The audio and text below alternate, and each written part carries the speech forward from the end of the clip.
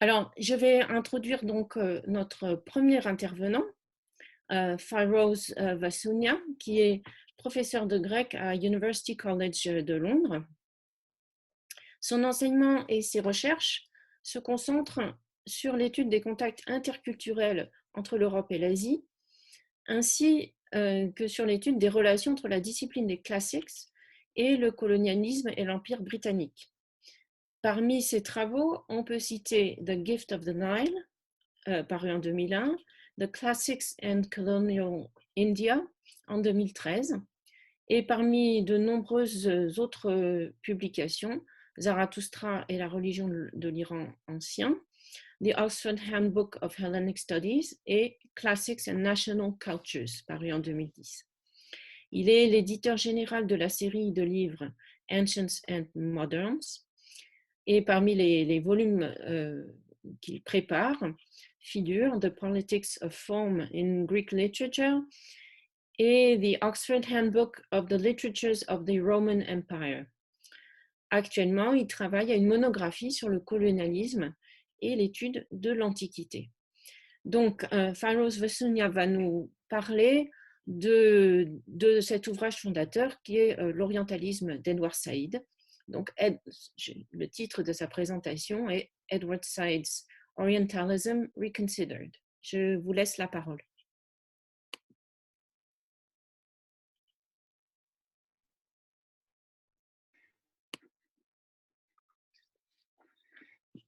Voilà. Votre micro est activé, oui. Please, Phiroze. Yes. Sorry, can you hear me? My internet Yes. connection.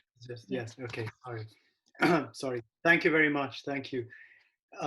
Merci beaucoup. I would like to begin by thanking Mathilde Cazeaux, Claire, Fauchon-Claudon, and Anne-Sophie Noel for the invitation to speak at this conference, and of course for organizing it, and also for the thoughtful and perceptive introduction that we just heard.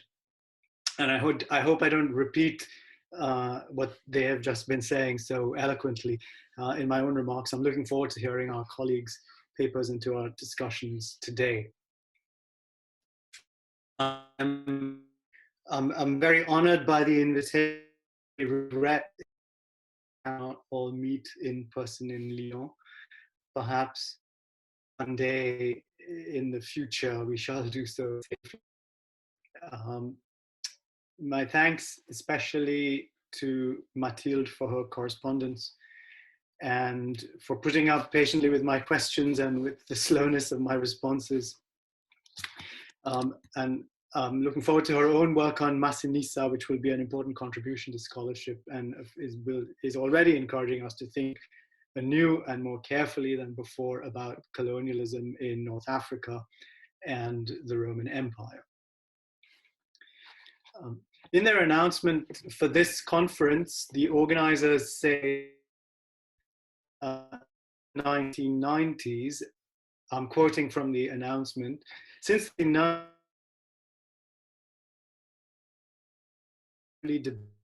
classics. However, in France, it seems classics have not consciously and or explicitly integrated them. While I accept that there is a great deal of truth in these words, I would also place this view in a context which, of course, our organizers know far better than I do. Intellectuals writing in French have provided us with a sophisticated framework for thinking about questions of colonialism and Orientalism from before the time of Edward Said's work, as he himself acknowledged. Fanon, Césaire, Memmi, not to mention Sartre, all wrote searing indictments of colonialism well before the 1970s. Said himself explicitly drew on Foucault in talking about the colonial discourse and the relationship between power and knowledge, and his obligation to Foucault is transparent throughout the whole of his book, Orientalism. In fact, it's safe to say that Said's Orientalism is unthinkable without Foucault's writings. At least since the 1960s, classical scholars writing in French have offered powerful critiques of colonialism and imperialism and written some of the most influential analyses on the subject. Pierre Vidal-Naquet's opposition to the war in Algeria and his writings on that topic are widely acknowledged and scarcely call for another exposition on this occasion. Jean-Pierre Vernant is not associated with colonial studies, but according to Nicole Laureau, he was motivated to pursue a comparative approach to Greek thought and religion by anti-colonial opposition to wars in Vietnam and Algeria. If we turn from the great names of the past to the present, we might recognize a post-colonial urgency and a post-colonial spirit in the writings of Pierre Briand on Achaemenid Persia and on the reception of Alexander the Great. Briand's work has been sensitive to questions of Oriental despotism, ethnic stereotyping, and historiography from the 1970s. He has been one of the major forces behind the transformation of Achaemenid studies that has occurred in the last generation. Or we might turn to another example and read the writings of Claude Borin on Phoenician culture. Borin's recent chapter on the Punic language in the Oxford Handbook of the Literatures of the Roman Empire. Of course, it's just a coincidence that I am one of the editors of the book, is a little masterpiece, and it's a profound exploration of Carthaginian intellectual traditions and of local cultures in ancient North Africa. The marginal status of post-colonialism in French classical scholarship is then all the more fascinating if you recognize that French classical scholars have written powerful analyses of colonial and imperial cultures, and further that Said himself drew on French intellectuals such as Foucault in formulating his ideas and arguments in Orientalism. Perhaps this is something of a paradox. French classical scholars contribute significantly to analyses of empire and colonialism, but then French classical scholarship fails to engage with post-colonial studies. Can it be that the intellectual culture of French classical scholarship is at the present time in the grip of a repression? If so, we would need to probe more deeply and try to understand the nature of this repression and what fears and anxieties it seeks to obscure. I don't have an explanation, but I could also engage more extensively and rigorously with post-colonial studies.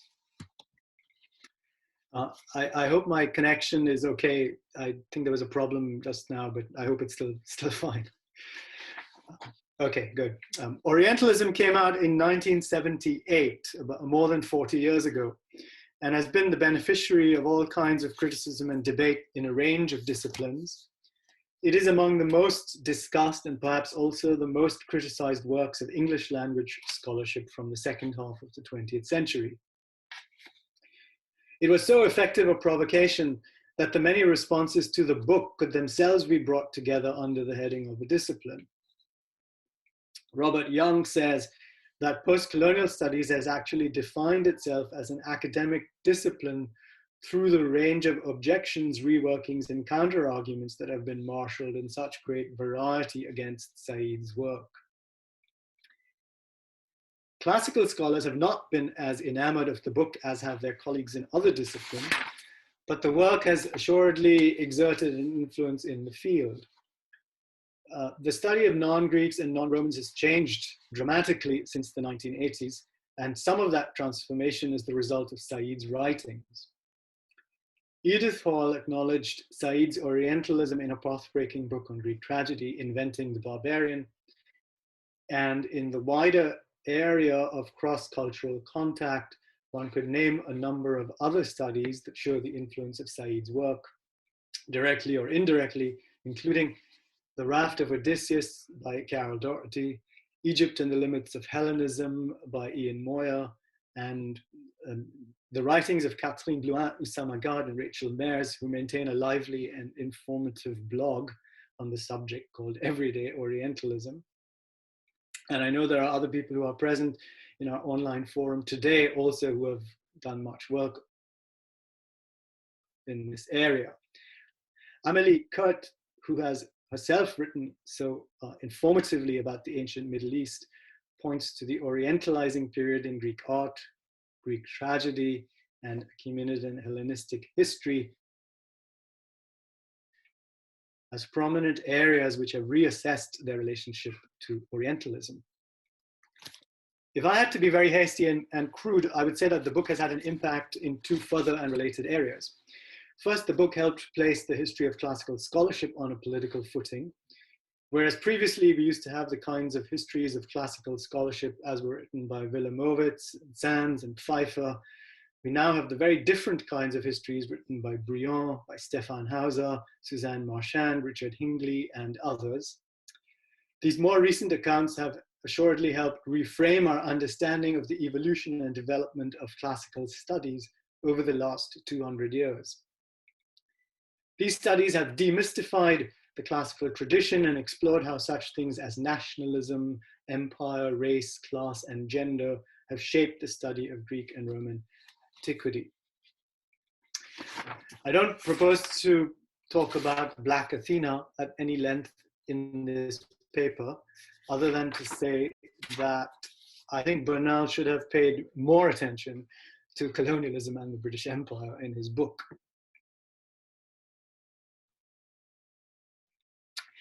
Secondly, studies in the classical tradition, which we sometimes call classical reception studies, have frequently deployed Saïdian concepts and arguments.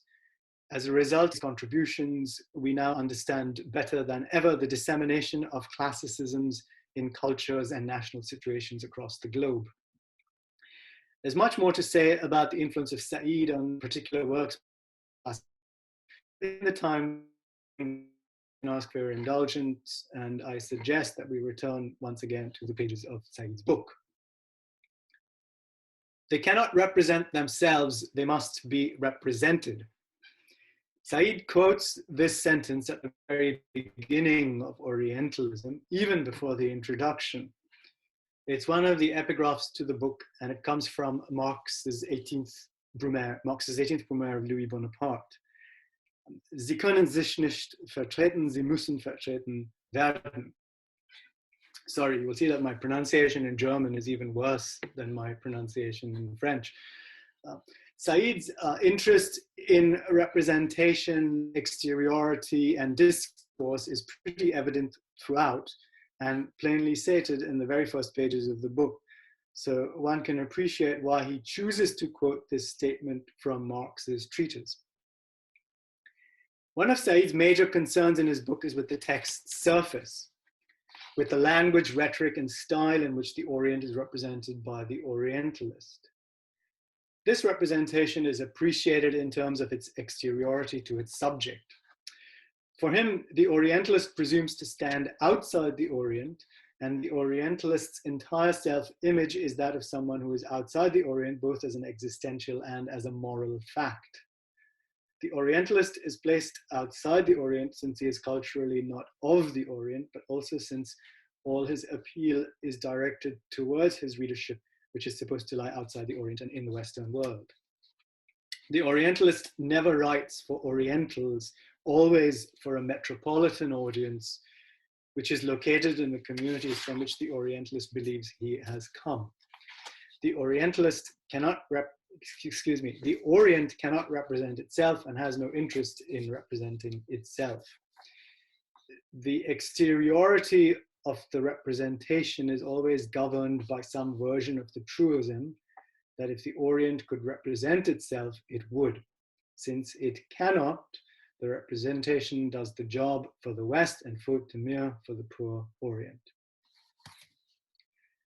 The question of representation is, for Said, linked to the idea of a discourse, a concept he takes from Foucault.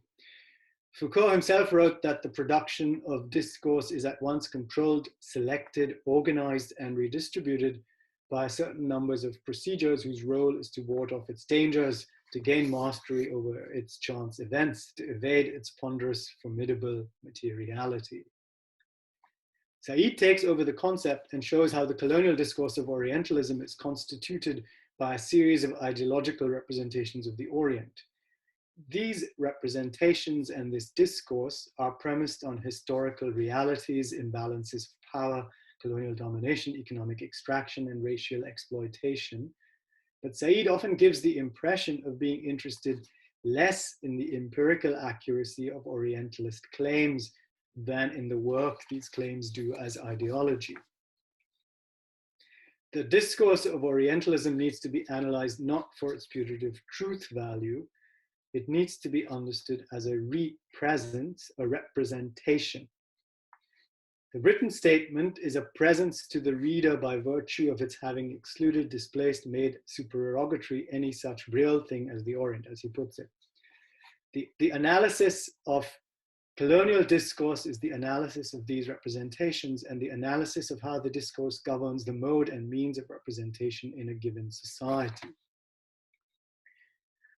What is important is the interaction between the discourse and these representations, between authors and texts, between texts and images, and the ideological and socio-political pressures they exert. The question of the discourse of Orientalism brings us to what many commentators have described as an inconsistency or even an incoherence in Said's argument. For the most part, Said seems to be saying that the discourse of Orientalism is a modern phenomenon and that its origins can be traced back to the last decades of the 18th century. He seems to focus on the late 18th century as a turning point in the rise of Orientalism, perhaps because of the epistemic break described by Foucault in Les mots et les choses, or because of the influence of Raymond Schwab's La Renaissance Orientale, which also emphasizes breakthroughs in European learning in the 18th century. In this sense, Orientalism is famously a Western style for dominating, restructuring, and having authority over the Orient. This Orientalism is intimately associated with the modern European empires, especially the British and French, and with the writings of scholars, intellectuals, experts, administrators, and learned travelers. At other times, however, Said traces the roots of Orientalism back to the ancient Greek world. For Said, the East-West distinction is already seems bold by the time of the Iliad. And he speaks of an Orientalism that encompasses Homer, Dante, William Jones, Flaubert, and T.E. Lawrence. This second and broader meaning of Orientalism can be found in writers who have accepted the basic definition between East and West as the starting point for elaborate theories, epics, novels, social descriptions, and political accounts concerning the Orient, its people, customs, mind, destiny, and so on. Then, there is a third meaning of Orientalism, which is a more restricted meaning and applies to the academic and institutional study of the Orient. And in this third sense, Orientalists are generally scholars and teachers who have an academic affiliation. Said works with at least three meanings of Orientalism in his book, and thereby gives his readers the challenge of trying to reconcile or academically inflected definitions of Orientalism with the wider meaning which ranges from Greek antiquity to the 20th century. I think that what Said is exploring with these different meanings of Orientalism is a dialectical relationship between antiquity and modernity. Modern conceptions of Orientalism are formulated out of a dialogue between modern and ancient ideas. Even if notions of East and West, Orient and Occident have very different connotations in antiquity from what they do in the modern period, these ancient representations have been placed within traditions on which the modern discourse of Orientalism draws. To grasp the force and intensity of Orientalism today, we would need to understand ancient and modern representations and the relationship between the two. It's precisely since the discourse of Orientalism ranges so regularly back and forth across long centuries and has been shaped and modified through a dialogue unfolding across so vast an expanse of time that Said writes of diverse forms of power, political, intellectual, cultural, moral, and traces their distribution and elaboration in his book. Two figures who might help us understand the process better are Aeschylus and Euripides. Aeschylus is, as we suggested earlier, part of a tradition which assumes a fundamental divide between East and West, and which encompasses authors as diverse as Dante and Victor Hugo. It seems to me significant that when Said actually brings up the 18th Brumaire by Marx in his introduction for the first time, and remember, Said used a line from that work as the epigraph to his book, he does so in the context of a discussion of Aeschylus and exteriority. Said writes that as early as Aeschylus's play The Persians, the Orient is transformed from a very far distant and often threatening otherness into figures that are relatively familiar, in Aeschylus's case, grieving Asian women, grieving Asiatic women, as Said puts it. In this argument, Aeschylus is offering an exterior representation of the Orient in his drama and presuming to speak for Persian women. Since he supposes that Persian women cannot speak for themselves, he does the job of representing them to his audience. They cannot represent themselves. They must. In his introduction, Said marks out the East-West demarcation and the issue of representation as crucial to the analysis of Orientalism. I would just add incidentally in passing that Marx's 18th Brumaire is a fascinating and formidable text in second edition, the brilliance of which is in general with questions of language, with representation, with the use of linguistic and extra-linguistic signifiers. And it's these very obsessions that make it a powerful point of reference for Said. I'm hoping to discuss that text in another venue. So let's save our discussion of the 18th Brumaire for another occasion. In fact, the question of representation returns along with Aeschylus later in Orientalism, when Said quotes from a choral ode in the Persians, lines 548 to lines 557, and writes that the play offers an imaginative European rendition of the voices of Asiatic Persian women. It's almost as if the Greek defeat of Persia during the wars is mirrored by the ability of Greeks to represent the Persians in their drama. And what the Greeks represent is an Asiatic people who have been routed and repulsed. While Europe is triumphant, Asia is shown to have, quoting from Said, feelings of emptiness, loss, and disaster that seem thereafter to reward Oriental challenges to the West.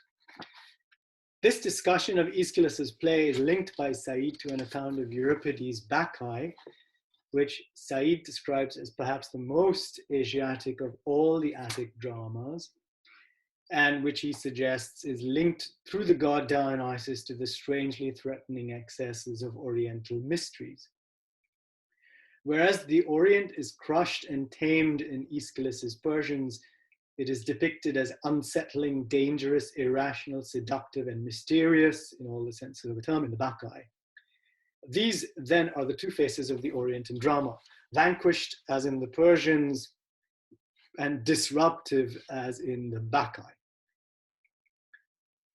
The issue of representation in Aeschylus and Euripides leads Said to remark first about the attitude of divine omnipotence assumed by the Orientalist, and next to offer a striking simile or analogy as he has it, in which the space of the orchestra in tragedy is brought into a relation with Orientalist scholarship. Here is the passage. I'm quoting from Said now, again. It is Europe that articulates the Orient.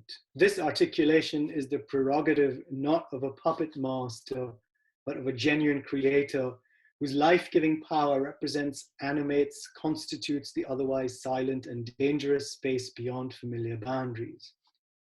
There is an analogy between Aeschylus's orchestra, which contains the Asiatic world as the playwright conceives it, and the learned envelope of Orientalist scholarship, which also will hold in the vast amorphous Asiatic sprawl for sometimes sympathetic but always dominating scrutiny. That's from Said. The figures here convey the sense that the representation of the Orient is at once total and complete. The orchestra of the Athenian theatre contains the Asiatic world, just as the learned envelope of Orientalist scholarship holds up for scrutiny and dominates the immense chaos of Asia. This mastery of representation, Said implies, is almost godlike in its capabilities. Since it is said to be genuinely creative, it has the power to give life and to make animate that which is inanimate. All of this discussion proves to Said's satisfaction that already in these ancient plays, the demarcation between the Orient and the West is stark and definitive, that the representations of the playwrights are totalizing, and that the playwrights seem to assume godlike powers of creation in their works. For classical scholars, Said in these passages has made mistakes. He appears not to have offered a reading that is sufficiently sensitive to historical and social contexts, and to have given his readers anachronistic observations about East and West in Greek antiquity. Perhaps so. Charles Martindale has reminded us that anachronism has a valuable place in modern readings of ancient texts, that all modern readings of ancient texts are anachronistic, and that without anachronism, we would not be able to read any ancient texts at all. It seems to me critically useful to think about how Said's provocation might be productive, and to appreciate, for instance, how the figure which joins the orchestra and Orientalist scholarship can be deployed. To modify Said's word slightly here and observe that the scholarship is layered over the drama in the orchestra. The mot juste is not analogy, but palimpsest. The image encourages readers to grasp this point, that understanding what takes place in the orchestra of the theatre in Athens is inseparable from an exploration of what scholars over many decades have said about the drama. This circles us back to the point I made earlier about the history of scholarship and the impetus given to that area by Said's writings. Having read Orientalism and such other books by Said as Culture and Imperialism, we might say that it is no coincidence that the great flowering of modern classical scholarship occurs in precisely the same period in which European and especially French and British colonialism and nationalism attain unprecedented heights. What we need to, and what we have been seeking to understand more precisely and rigorously in the last generation, is how colonialism, nationalism, and classical scholarship have shaped each other. That seems to me one of the challenges of the book, Orientalism, how to deal with the scholarly achievements of the last 2.5 centuries and at the same time to work through the limits of the enterprise. I said earlier that classical scholars, like scholars in other disciplines, have reproached Said for being insufficiently attentive to history and chastised him for being lamentably disconnected from local culture, society, or geography. His laser-sharp focus on the text's rhetoric would thus appear to have kept him from drawing on historicizing approaches or from examining local realities on the ground. To this, one could reply that historicism, as it is practiced within the European Academy, has its roots not just in Hegel, Ranke, and Marx, but also in anthropology, ethnography, planetary exploration, and other knowledge systems, which began to evolve and develop within Europe in the great age of empire. Historicism and the new historicism, which followed in the late 20th century, have an intellectual and political genealogy. And this genealogy is colored to a significant extent by Europe's earlier encounters with the non-European. In his own Reconsideration of Orientalism, published in 1985, Said writes quite eloquently about the constraints under which historicism has emerged and how it is predicated upon a fairly uniform avoidance of the relationship between European imperialism and these variously constituted, variously formed and articulated knowledges. He adds, we cannot proceed, therefore, unless we dissipate and redispose the material of historicism into radically different objects and pursuits of knowledge. That is a daunting task, and we might well ask how successful we have been in implementing the program. Said nonetheless shows an uncanny prescience already in 1985 in anticipating the new historicism that would be adopted by large numbers of classical scholars, and in warning about the limitations of the kinds of historicism that since have been fashionable in the academy. Said's Orientalism urges us to insist on complexity and to be attuned to long formations.